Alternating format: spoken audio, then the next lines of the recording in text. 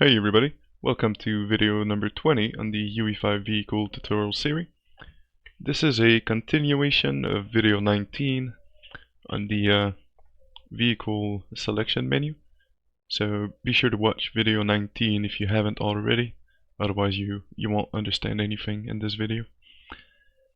So what I want to do in this video is give you a better layout for the main menu, or main menu slash car selection menu, and also allow you to preview the car in the menu and have a look around it. So let's go back here into our main menu map.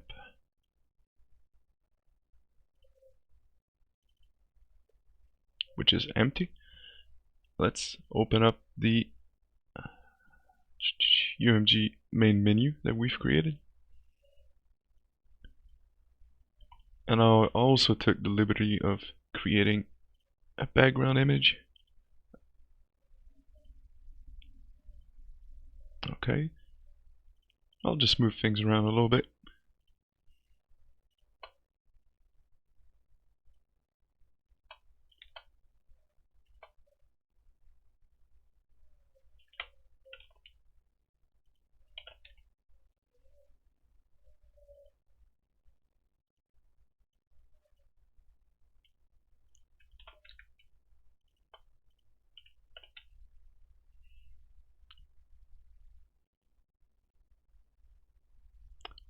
And we're also going to change that to just play. And we're going to have a kind of a default selected car, so you can't, play without a car. And so that doesn't have to be a variable anymore. Let us open up the vehicle button. And we're not going to set the text of the button. We will keep a text though. So let's unplug that here so it doesn't give us an error. And we'll just save it for later. We'll have text somewhere on the screen displaying the name of the car. Okay, I also took the liberty off camera of creating a data asset for every vehicle in the game. Well, in the project right now. So let me add a few. So I've created, I actually haven't created them. I only made thumbnails for them. My bad. Alright, so duplicate.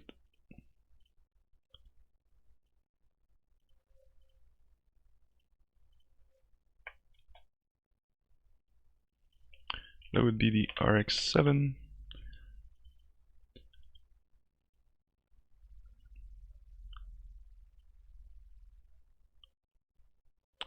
And I don't have a blueprint for the, oh I do actually.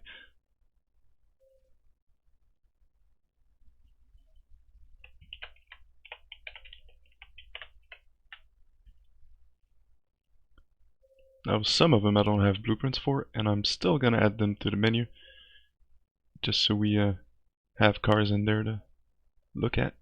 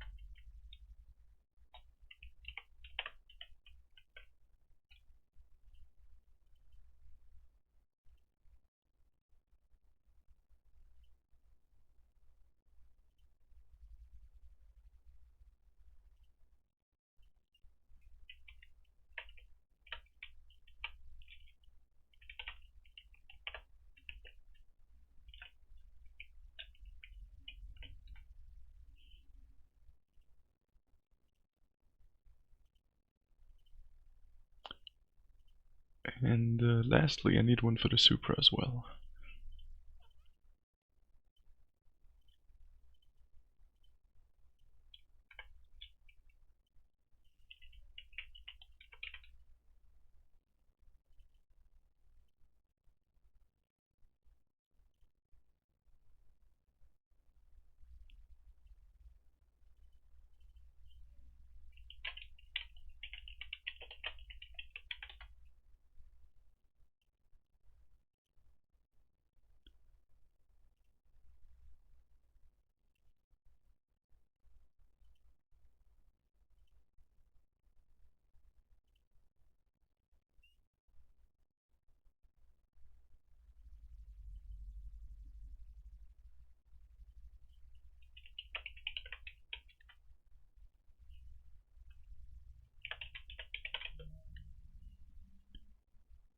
And that one doesn't have a blueprint, so we're just gonna leave it blank.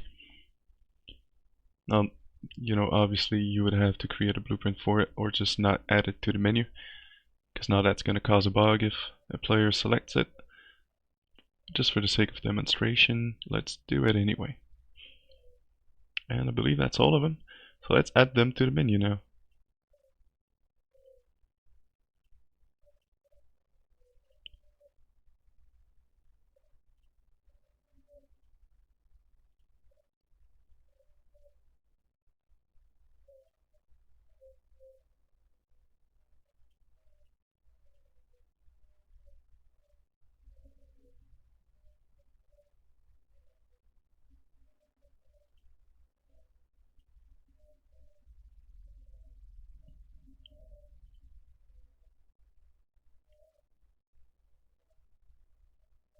And I think that's all of them.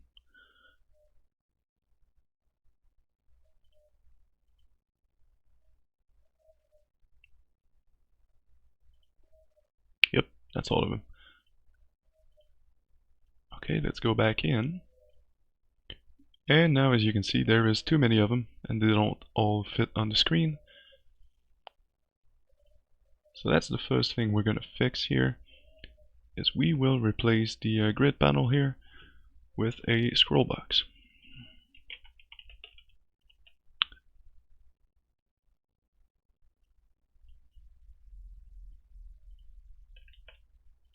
Okay, background is a Z order of 0. Scroll box should have a Z order of 1 to make sure it's always on front of it. Let's anchor it to the bottom right. 1 and 1. Let's go -25 and -25 also to be consistent with the buttons. And let's give it a size that makes sense with the size of our buttons, which is 226 in height.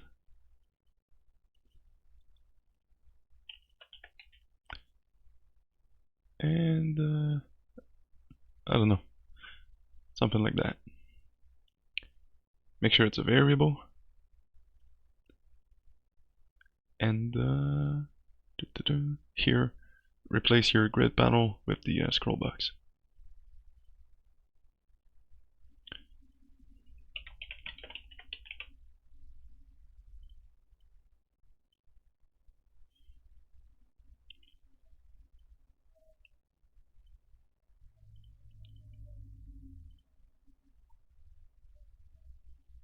Now, as you can see, you can scroll through. I forgot to set it to horizontal, so it looks kind of silly. So you don't need that one or that one.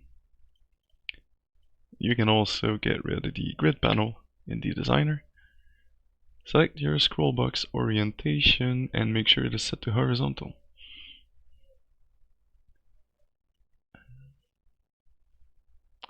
What else can we do?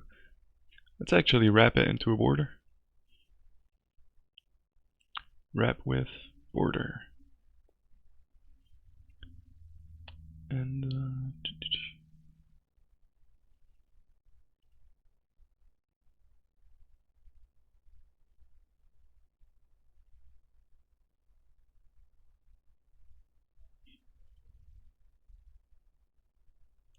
You don't want content, color, and opacity because that's going to give a tint to your buttons. What you want instead is brush color.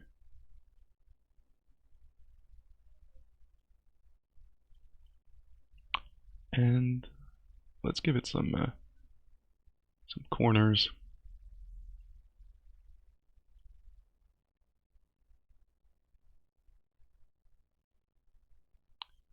Draw as rounded box.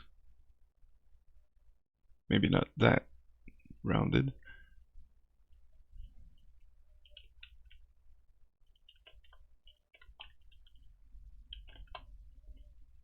Give it a, a little outline.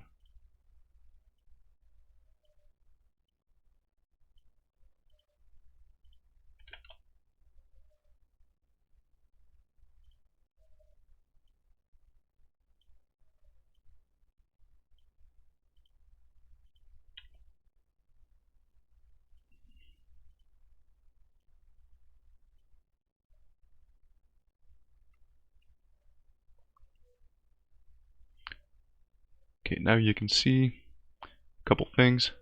The buttons are too big for the border. That's because I need to make the border bigger. And also set the scroll box here to be centered on it.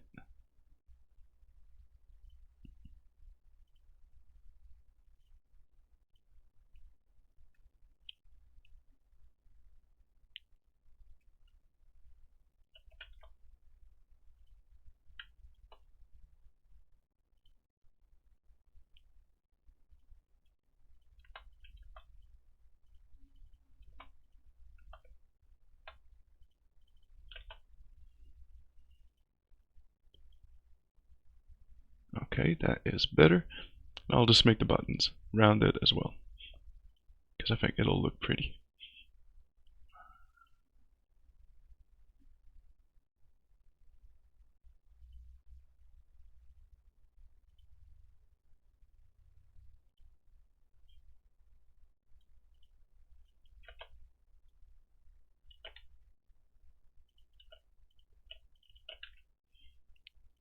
Already forgot the radius I set for the border.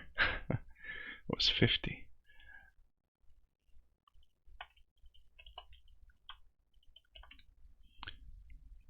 Can we set the clipping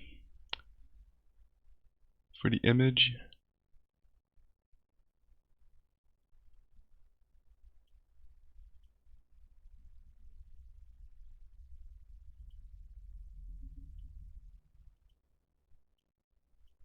That's just not gonna work, eh?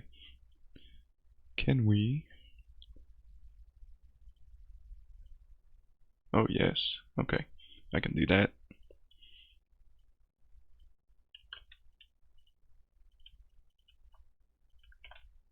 Okay, love it.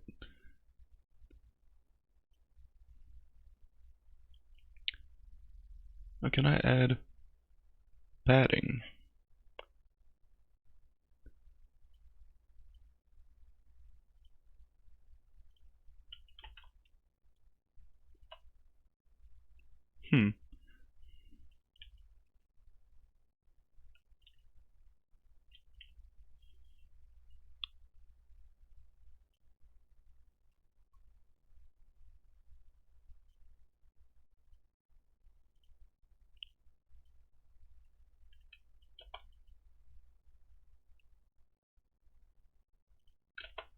I guess I can do that. And then I'll have to make it wetter.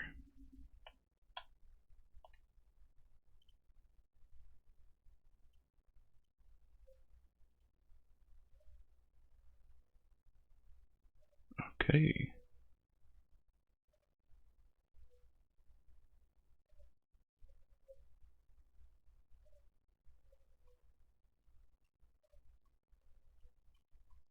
Now you can see the offset is a little wrong.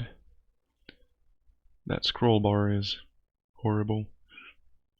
Let's not show the scroll bar actually. Go back here into the scroll bar. Scroll bar visibility collapsed. Okay.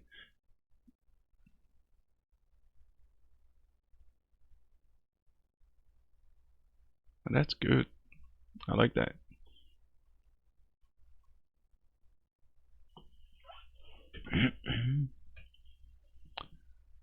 Also, the scroll box here should have a clipping.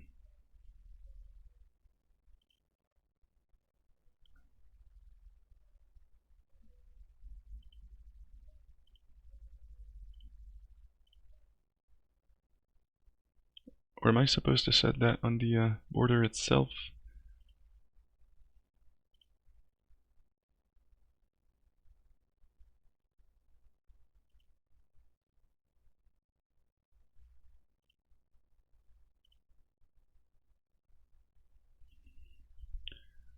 Nah, not working.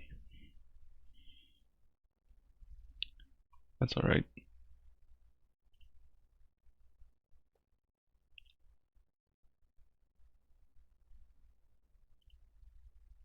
Now that this is done, let's save it.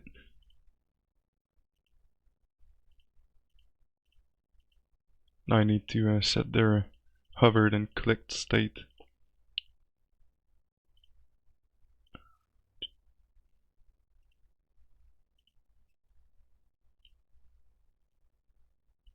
And you know you can copy and paste these settings just to make it easier.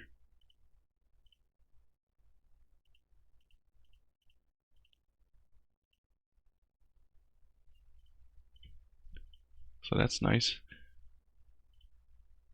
And let's have one a little special for hovered.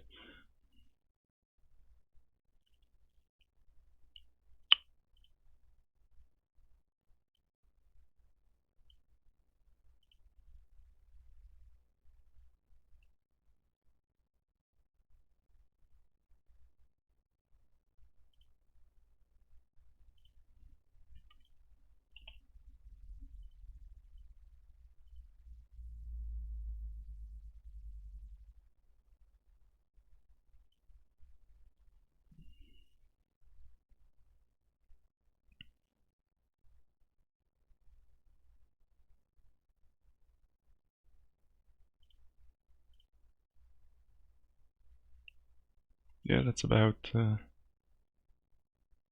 all you can do, I think.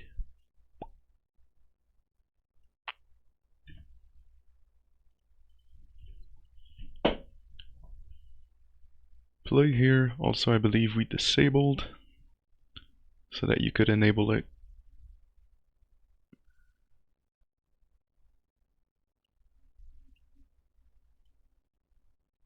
That would be in behavior is enabled. Good.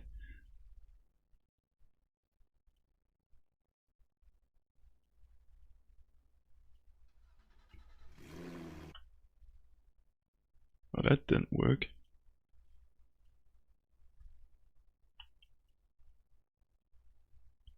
Oh, of course, yeah, because the Savannah here doesn't have a class. So whenever I click it, it just uses the default class, which is the R34. That's why. Whew, I got a little scared here. I thought I broke it.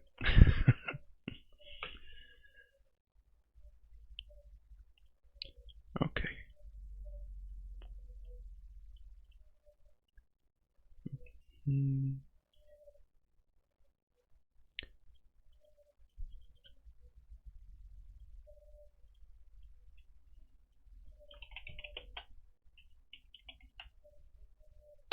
Speaking of which, let's have a car that's selected by default.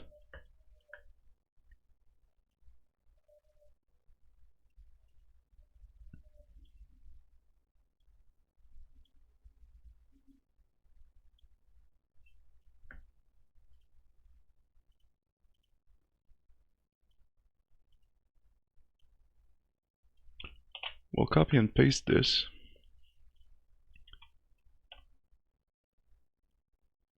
Here.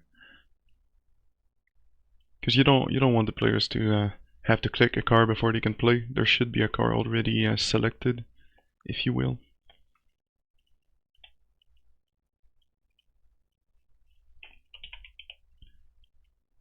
And that should be the first one in the list. So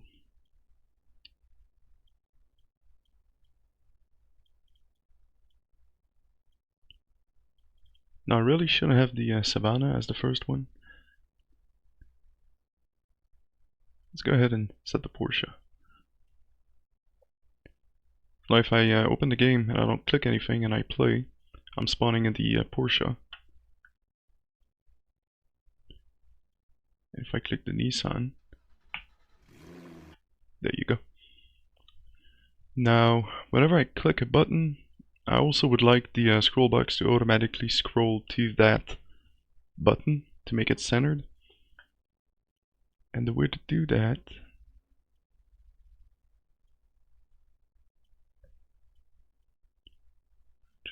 UMG main menu, get scroll box 0.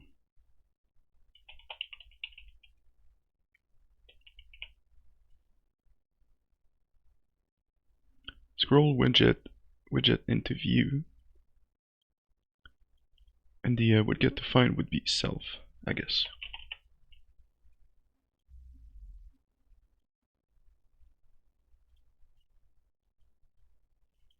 So set is enabled is not needed anymore.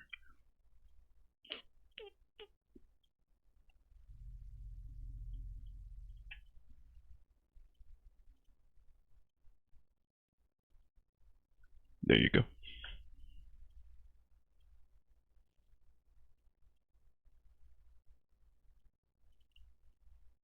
I'll actually scroll it to center. Nice.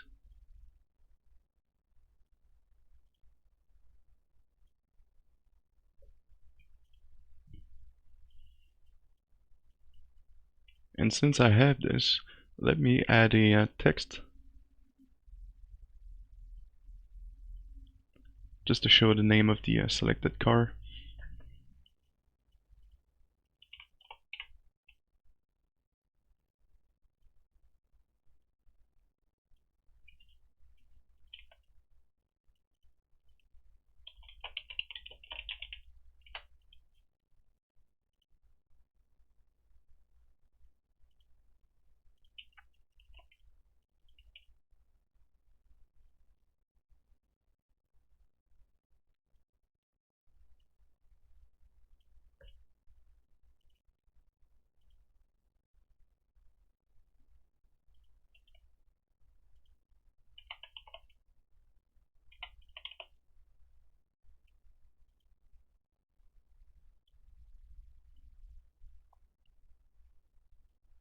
And now I'm gonna need to change that text in 2 different places. I'll have to change it in the button itself whenever I click a new car.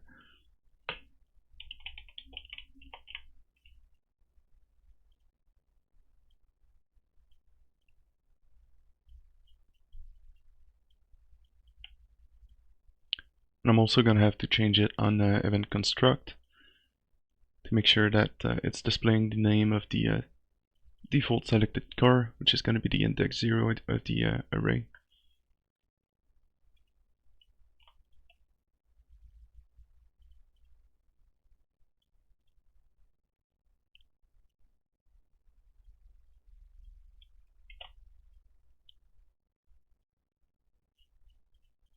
I know I'm getting lazy, I just copied and pasted a set text.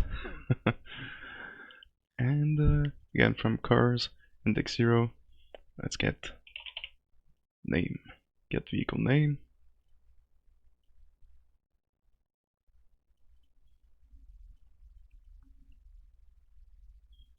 And you can see I have the Porsche 911 selected. Now the name is changing.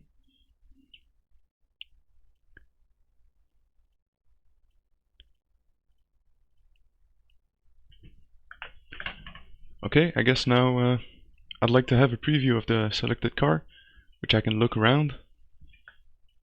And that's going to be a bit complicated. So just bear with me here. In our scene, let us add a, again, in case you don't know how to open this place actor panel, that's right here. And that is where you get the geometry.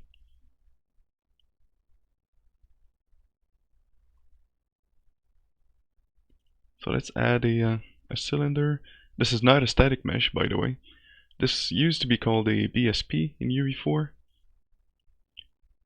And those have parameters, brush settings here that you can set.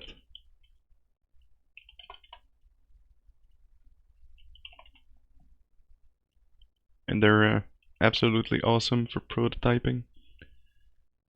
Next thing, we are going to need a post-process volume.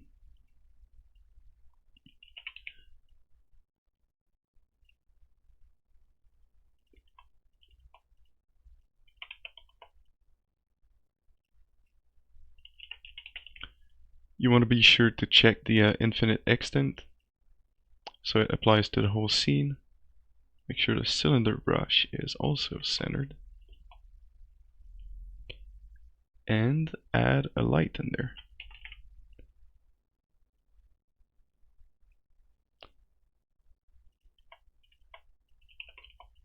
As you can see, we're not seeing any light at all, and that's why I've added the post-process volume here, so we can adjust the exposure. So metering mode, I like to set it to manual, and then exposure compensation. That looks about right.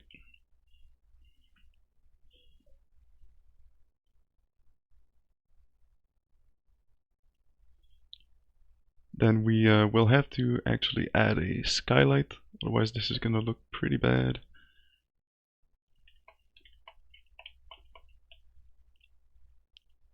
Set both of the light to movable, because I don't want to bake lighting for that, especially since we're going to have a moving car in there. And real-time capture, change that to a specified cube map, because we don't have a sky to capture. And here click the gear and check engine content, so you have access to all of these cube maps. I'm just gonna, again, gray light texture,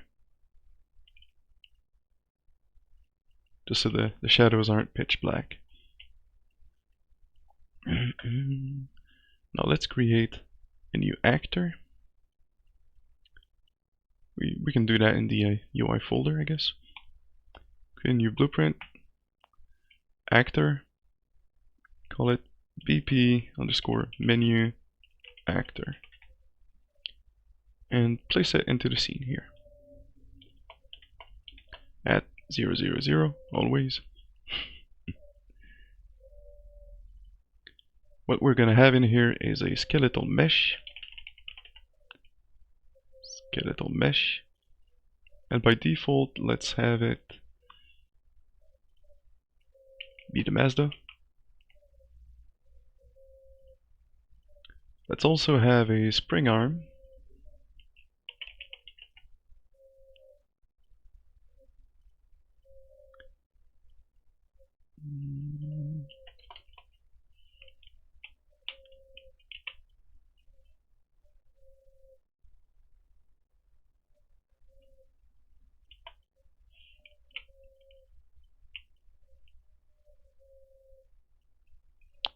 And add a render target.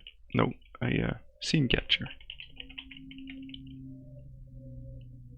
Scene capture component 2D, because we're basically going to record that and project it onto a material that we can display onto the UI, because that's a lot more performance friendly than actually creating a whole 3D scene that you have to load for the menu. And since we're going with a cartoon stylized, I figured, you know, let's go performance friendly and just have a traditional menu with a background image and just display an image of the car on top of it. So by default I would like the render target to be situated, oh boy, Let's start that again, shall we?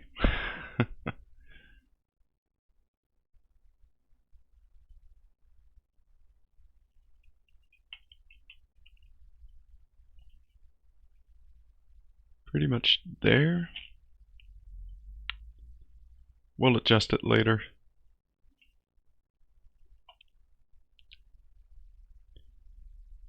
And same as before in the previous video for thumbnails, we are going to create a new, what was it? Was it a texture? Yeah, render target. We'll call it menu underscore render target.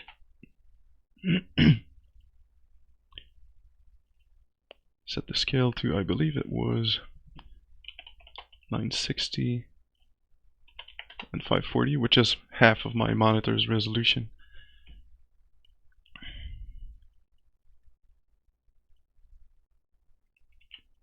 Now let's make sure we have that render target selected.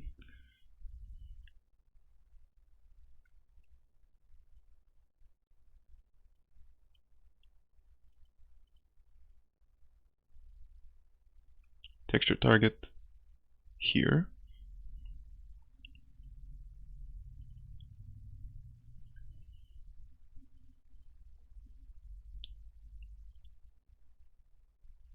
I would like to capture only on movement. Why is this tilted?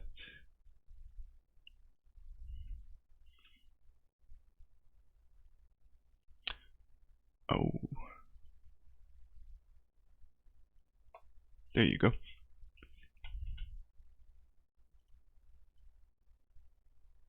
Okay. That's a bit far, I think, from the car.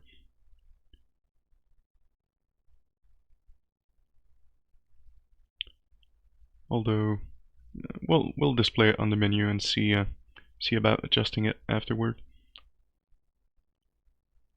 Now, if I remember correctly, you have to select your skylight and make sure you are not casting shadows.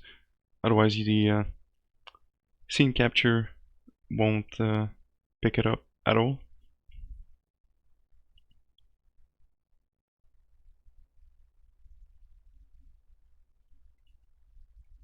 Also, just so it looks pretty, I like to enable the contact shadow on the directional light.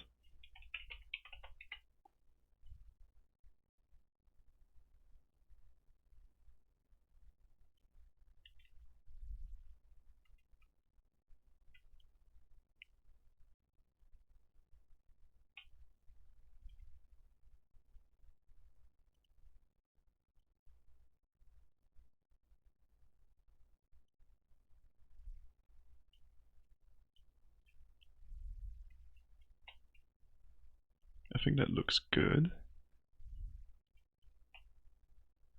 I'm just moving it to re-render the texture.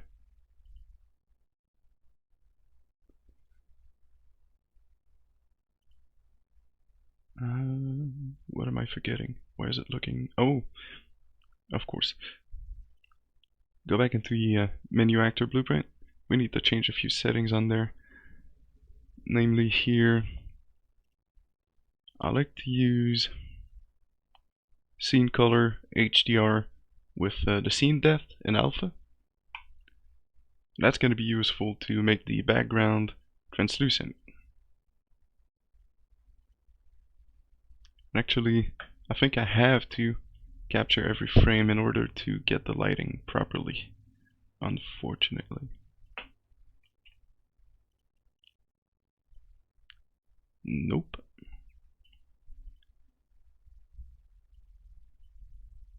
Now you can see there's a pretty big difference here. Oh, probably because it's capturing in the blueprint right now and not into the scene. Alright, before we go any further, let's go back here into our main menu. Add an image.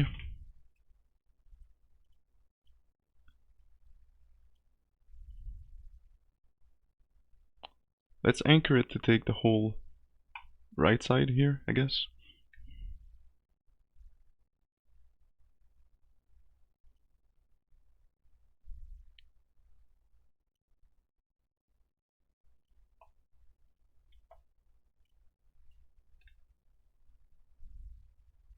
And the offset here would be just the thickness of that scroll bar and the text.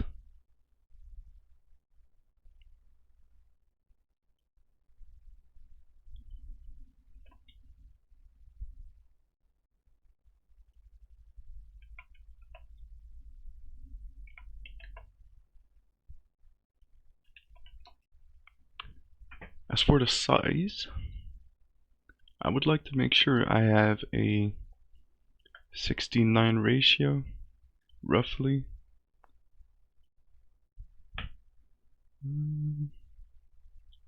How can I actually ensure that?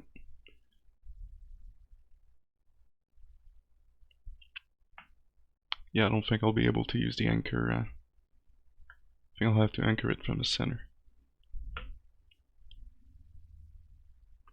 And then size, we'll set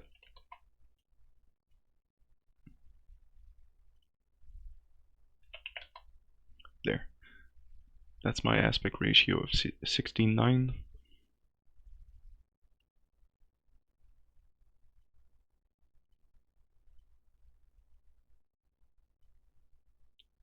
And in the brush here, you can set the image to your render target. Go ahead and play that.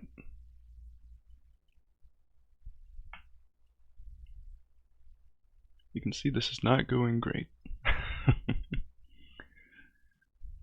Probably because the spring arm has a collision. Yep, do collision tests should be false. So that's the first thing. Okay, now as I suspected, in the game it looks like it does in the scene. It's just when the preview is rendered from the blueprint, we don't get the whole lighting that we've set up in the scene.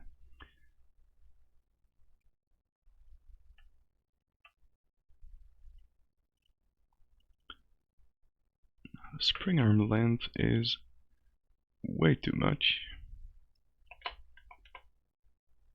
I think I'll set the field of view to 110. Could be closer still.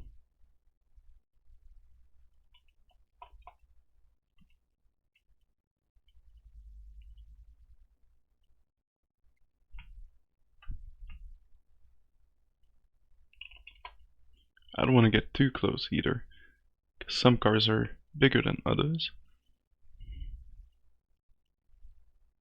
I think I like that.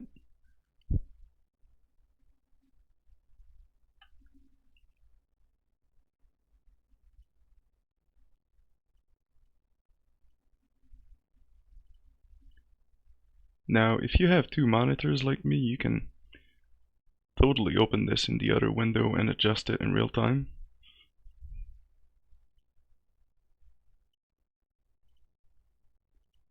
Which is exactly what I'm gonna do right now to save some time, both for you and I.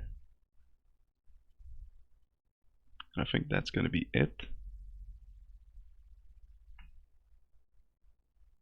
Yeah. Alright, cool.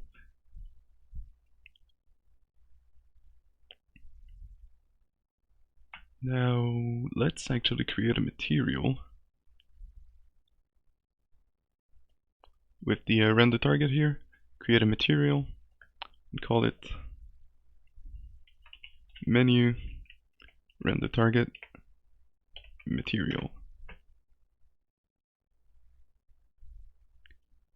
Set that material to user interface.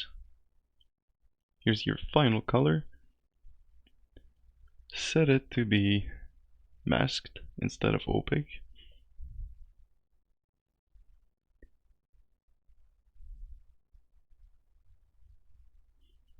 Actually, now the alpha channel is the scene depth.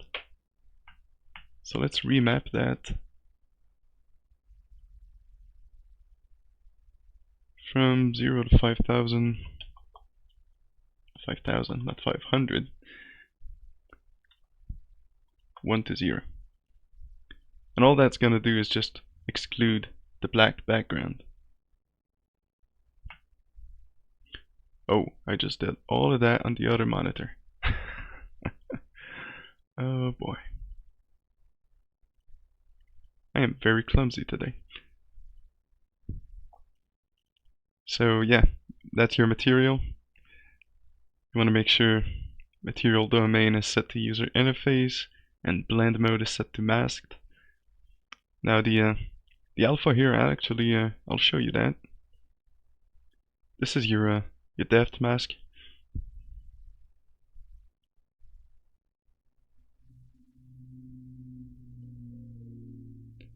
Now let's go back into the menu widget here and use the material instead of the texture. Now you can see for some reason the BSP actor is not rendered.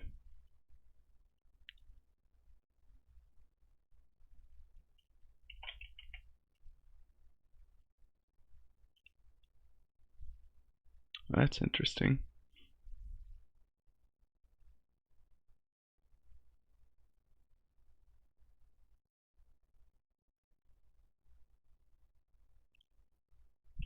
Well, I guess we'll convert it into a static mesh then. Let's give it the right shape before.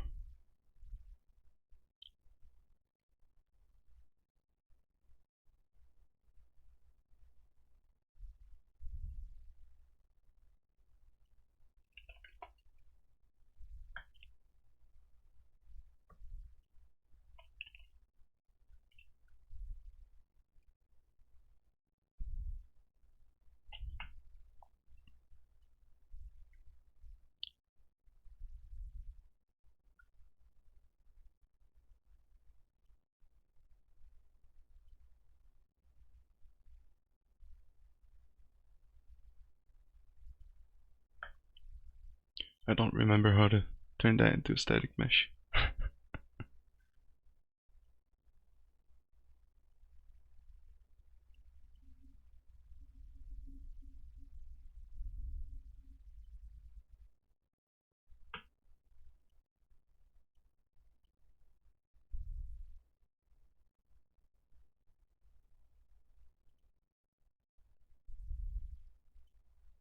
There you go. Yeah, BSPs are kind of weird. You know, if you just click them, it'll kind of just select the surface. Sometimes. Create a static mesh. UI. Call it SM platform.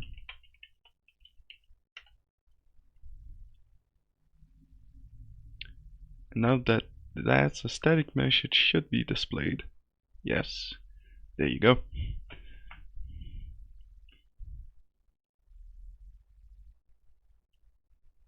It does look a bit funny.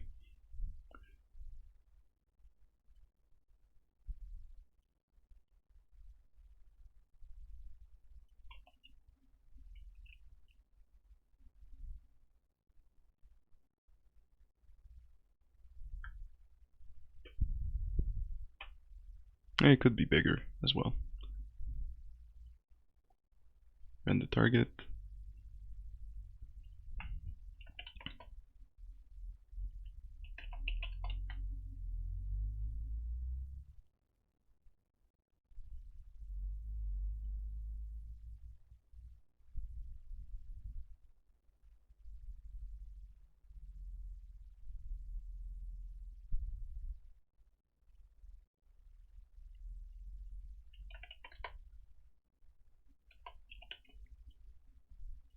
Let's make it smaller than that.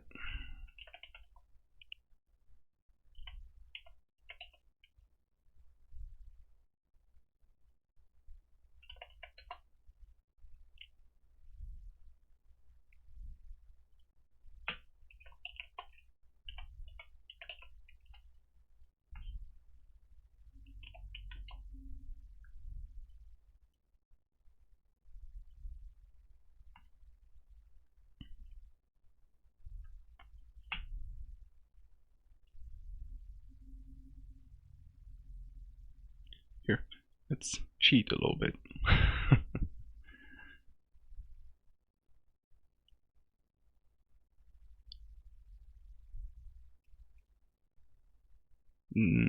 Nah. I set the border to 0 to 2 then.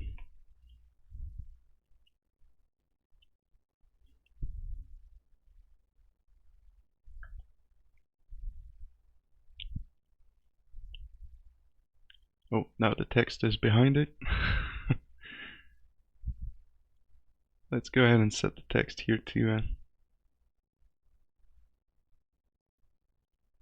Z order 3.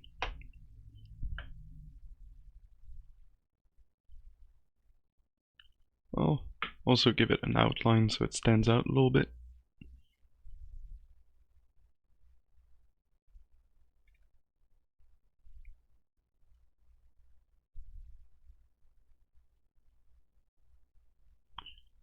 And the very next thing we need to do is here in the event graph of the main menu widget, an event construct, we will need to get actor of class, and in the class here we'll create a BP menu actor.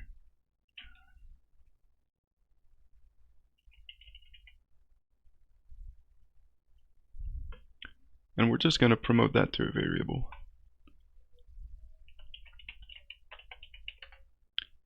Just so we can use it in the graph.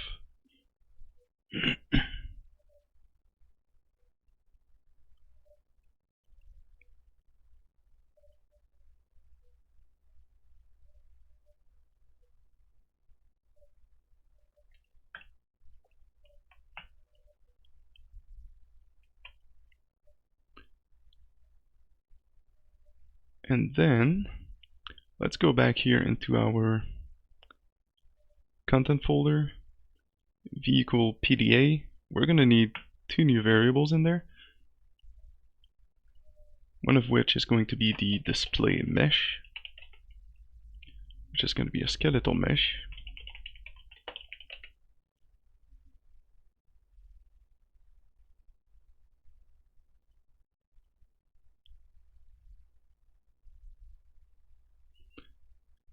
And the other one will be a vector, which will be an offset. And we need an offset because the pivot points are different on every car. So we need to offset all of them to make sure they're perfectly centered on the platform so that it looks good.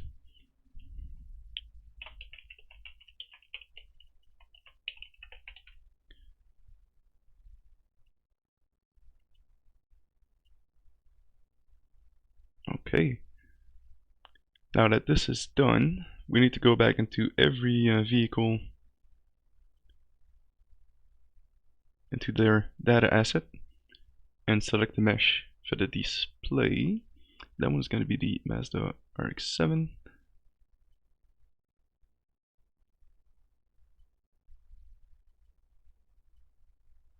Savannah.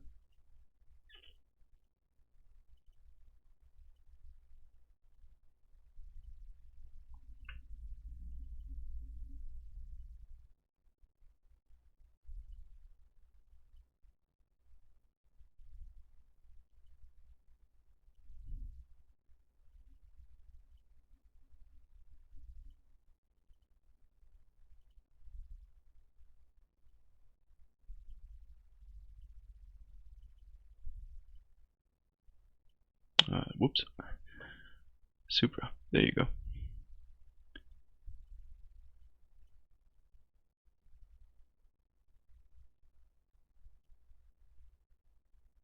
Let's save all of those.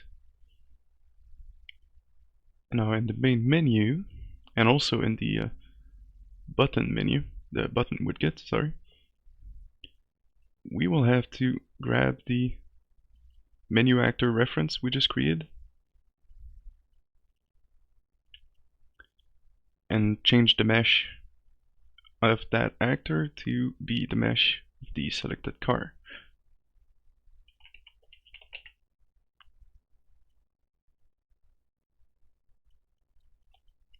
Now in order to do that, I don't think we need to do anything actually. Skeletal mesh, okay.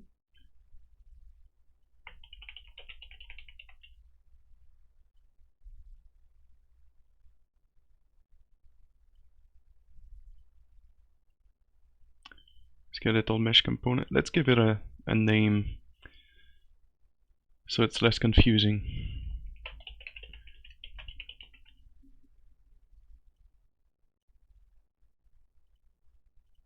Okay, so display mesh here.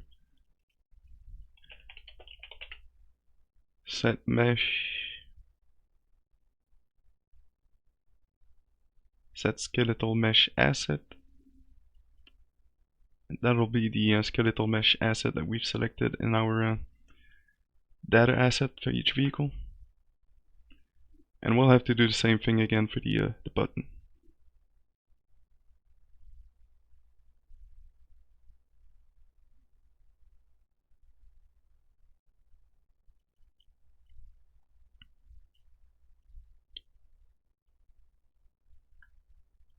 So menu actor, display mesh.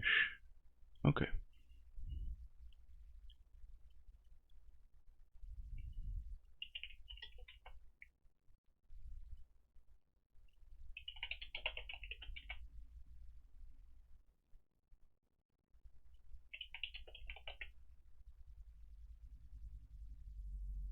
Set skeletal mesh asset again.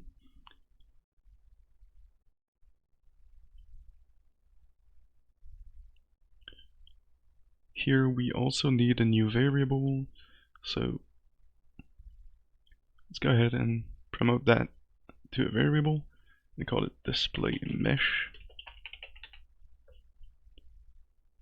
And same as we did for every other variable, we will make it instance editable and expose on spawn.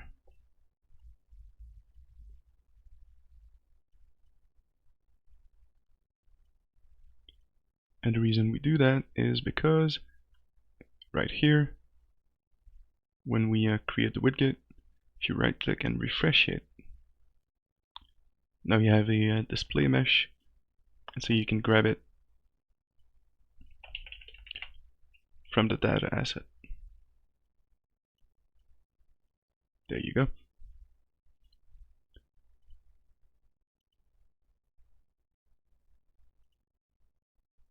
And this is why we need the offset, as you can see now.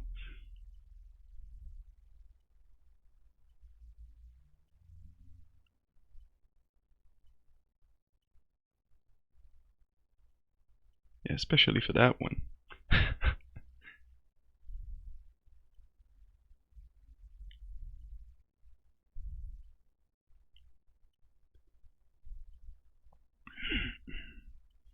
And so display mesh, we'll do a set relative location.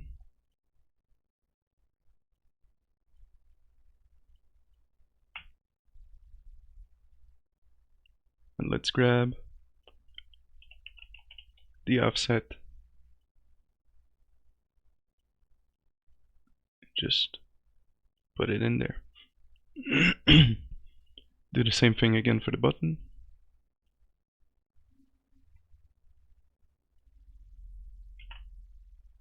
Copy that, paste it.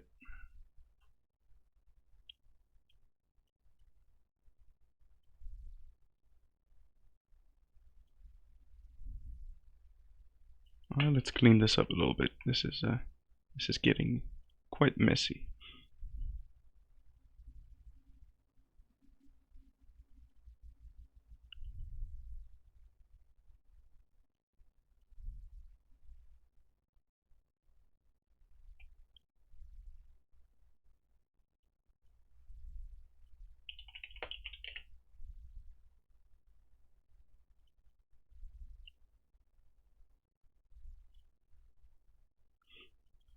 Never mind.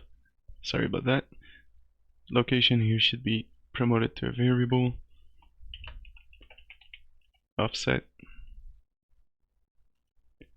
which will be exposed and editable. Go back into the main menu widget, refresh, and add it.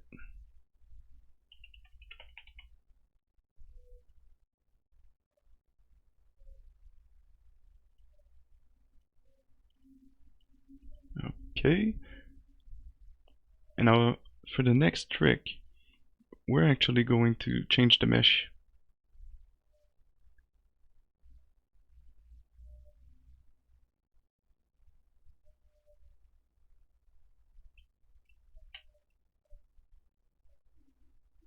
And that's how we figure out the offset that we need for every mesh.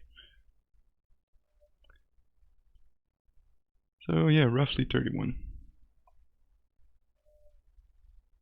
So let's go here into the Savannah data asset and set the display mesh offset to 31. Now if we play that again,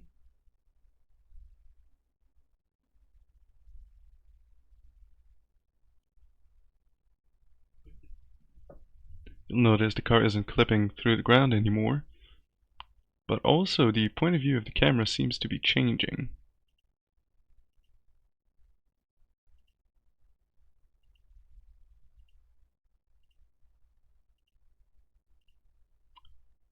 Which probably means we've attached the spring arm to the vehicle.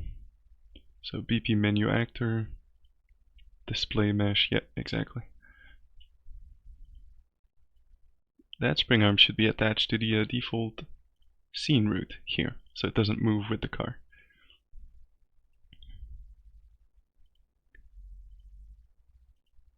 There you go. Much better.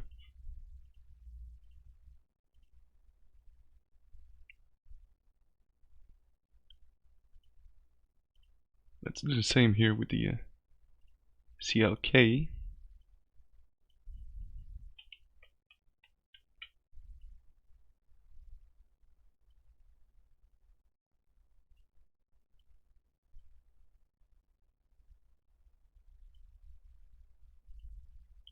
Just copy the location vector and paste it here into the CLK data asset. There you go.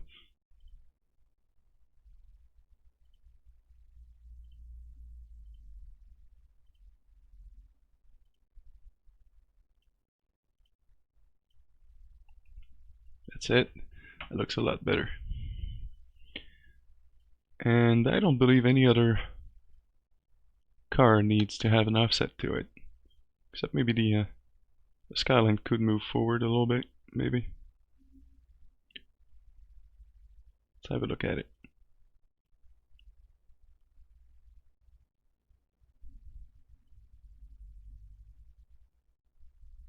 Oh yeah. Let's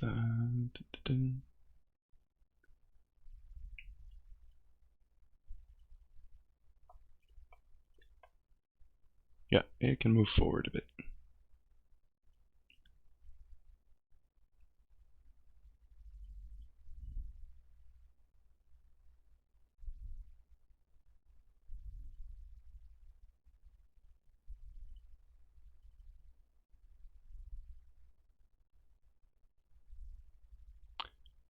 And now you're probably starting to understand why I've been not too prone to making that tutorial.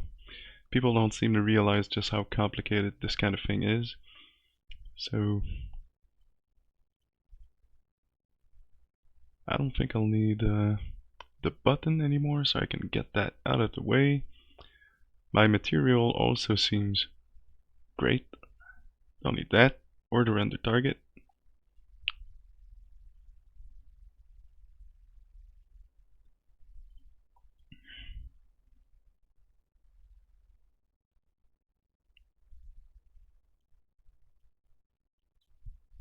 Okay, I like that. Now, really what's left to do is to allow the player to look around the car by clicking and dragging the mouse. And the way I am going to do this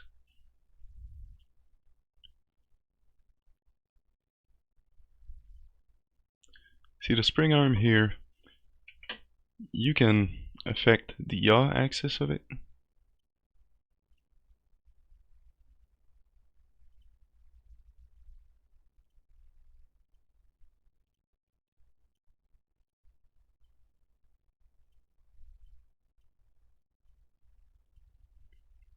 and that's what I'm gonna use to allow the player to look around the car.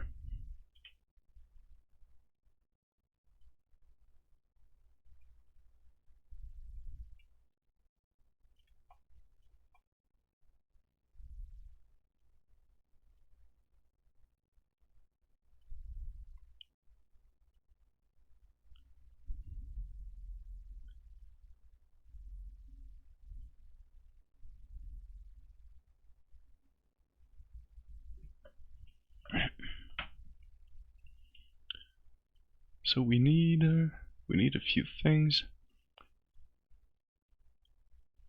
on the event tick, and also left mouse button.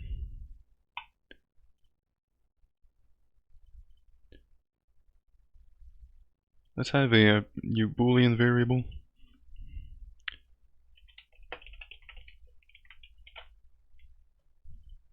which we're gonna set to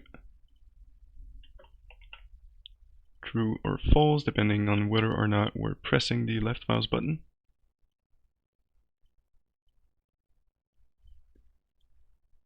And here onto the event tick,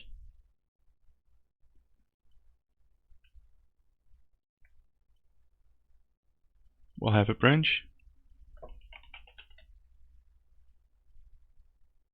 and we'll use this is mouse held.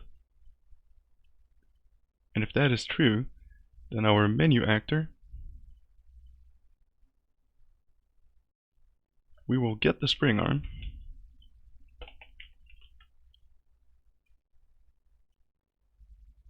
get spring arm, and we will add relative rotation.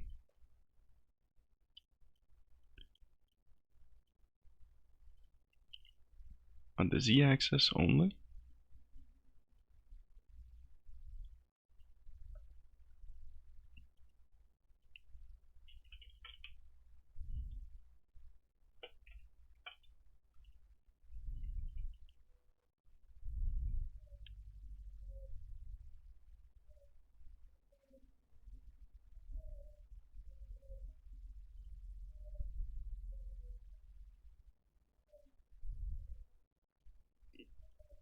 Let's have a look at that.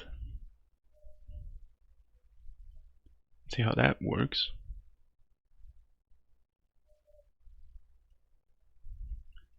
Let's add a print string. Actually,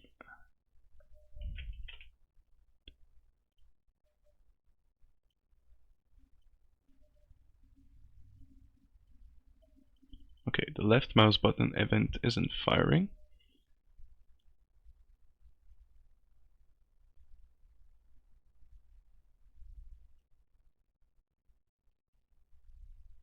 Let me go back here into the game mode. Make sure I've set up the input properly.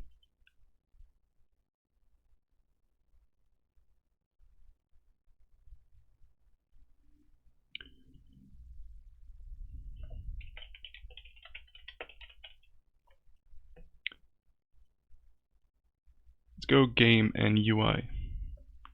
Because I'm pretty sure the mouse button, the way I'm using it right now, is going to be taken into account here by the game and not the UI, if I'm not mistaken.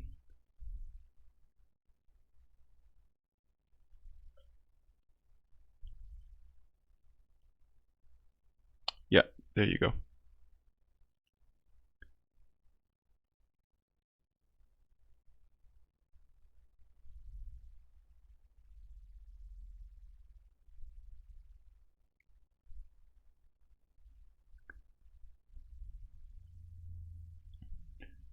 Now you can see, if I go back into the main menu here, you can see this is causing a bit of an issue because I'm too close to the side here. So what I should be doing is I should be moving it back a little bit. Wrong direction.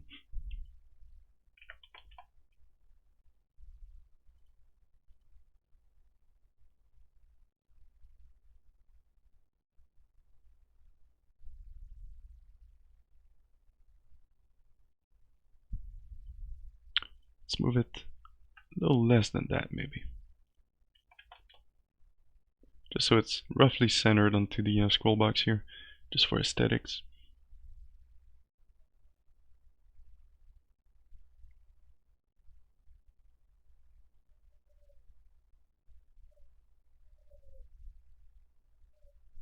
Now you're probably wondering what that little sphere here is. And that's the default pawn when you don't set one. It's just a sphere. And there's several ways we can fix that. But really, what I think is going to work the best for us is to just go back into the menu actor, grab our scene capture component, and render scene, use show only list. If I can find the list. Where is the list?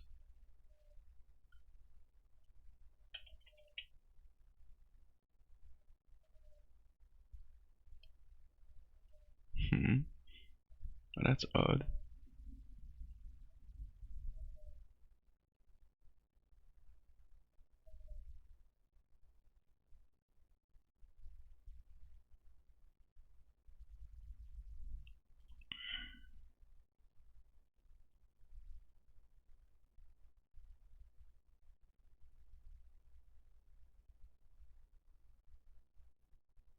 Okay.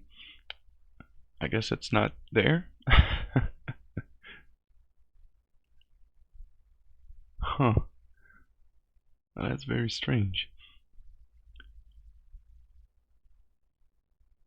Because when you place one into the scene, it's like right there. Let me show you that.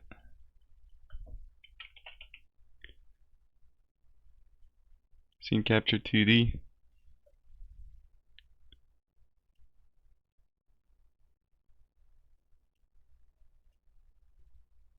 Show only actors.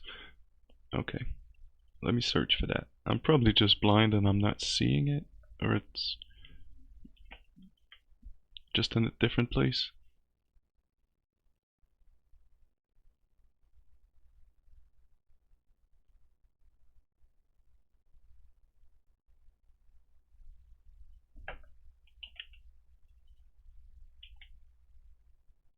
Nope, no, it's really not there. Okay.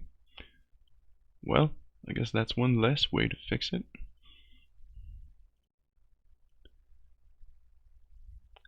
The other way to fix it would be to place a player start underneath the platform here so that little sphere spawns out of sight.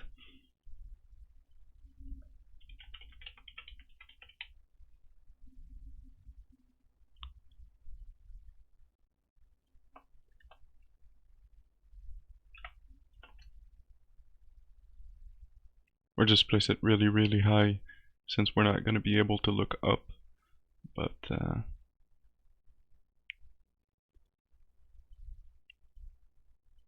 now as you can see, the sphere is gone.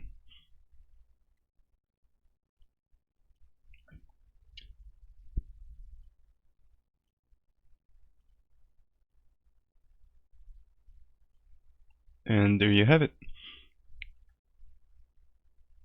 Much, much better. So let's close here the menu actor, because we're done with it. We're also done with the game mode. That was a mistake.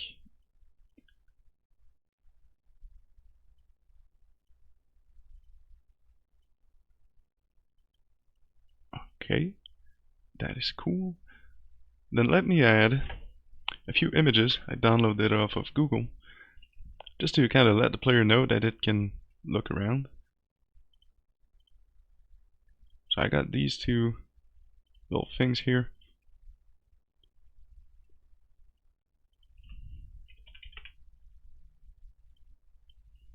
So again, z order of 1. Set image will be 360 here.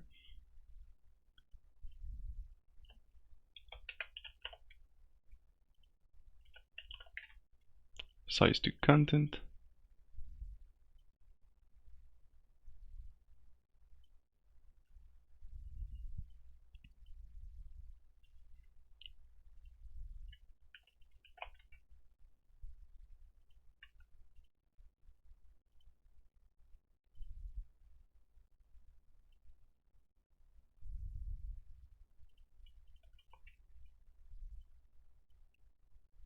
Yeah, I have a feeling that's gonna be way too small. Let's whoa.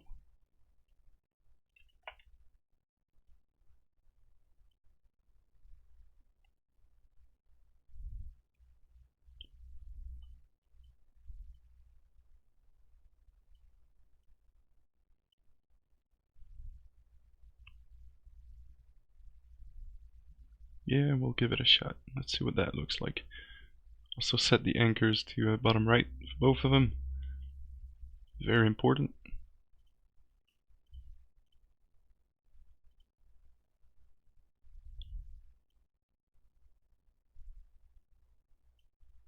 Yeah, I don't much like that placement. Let me lift the render target image a little bit.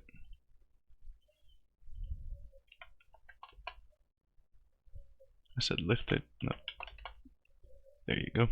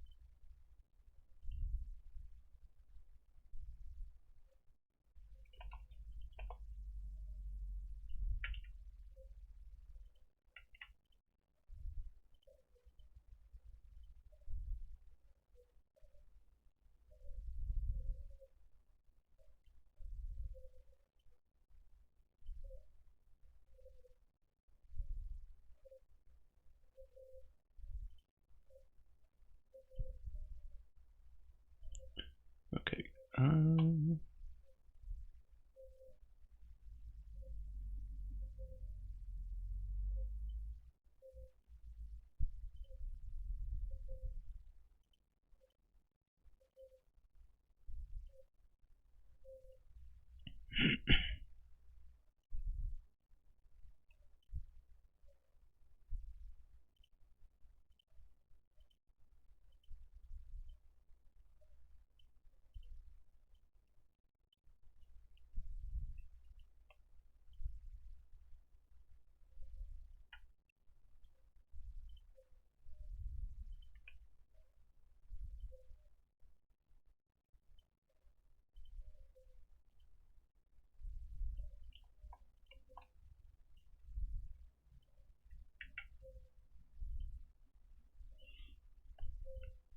And just for laughs and giggles, let's animate that little mouse there, because I kind of feel like it's hard to see it unless you know it's there. And whenever you animate something, whenever something is moving, it really catches the eye. So it's gonna make it really obvious that you should be moving your mouse right now to look around the car.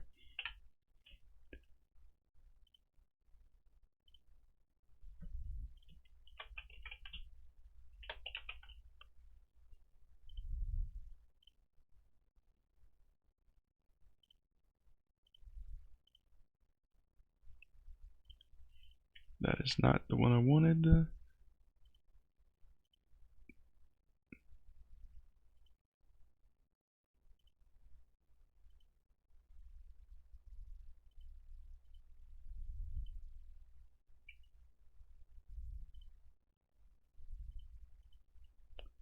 Come on now.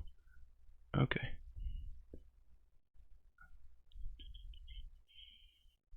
Transform.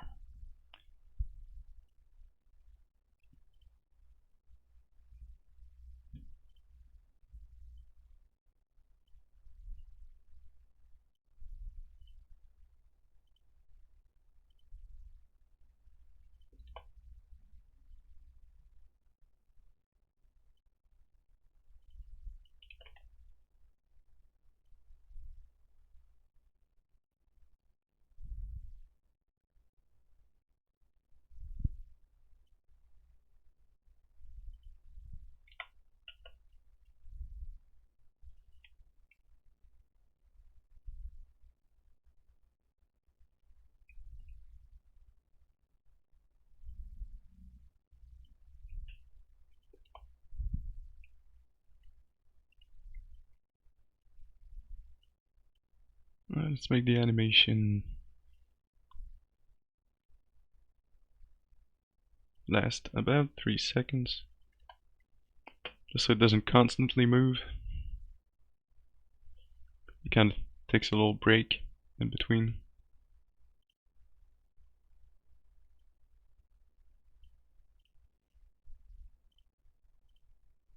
And let's play the animation on event construct.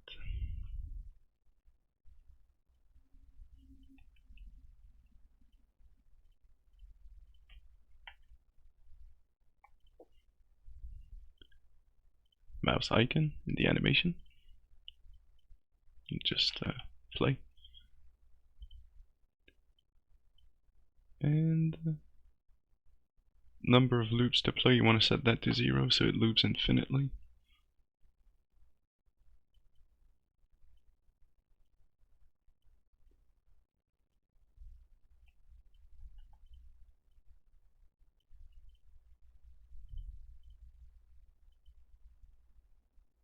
There you go.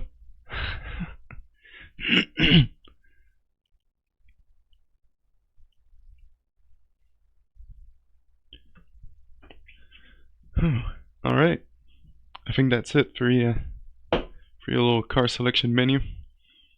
Probably what I'll do next time is I'll add another panel up top here to allow the player to customize the car a little bit, choose the color, maybe a different set of wheels and bumpers and whatnot. People have been requesting vehicle customization for a long time now. I think it's time I show you how to do it. But yeah, this is it for this video. Thank you very much for watching. Again, if you like my content or if you want to be able to download this project, check the video description for the link to my Patreon page. And also join the Discord if you have any questions. And I will see you soon in the next video.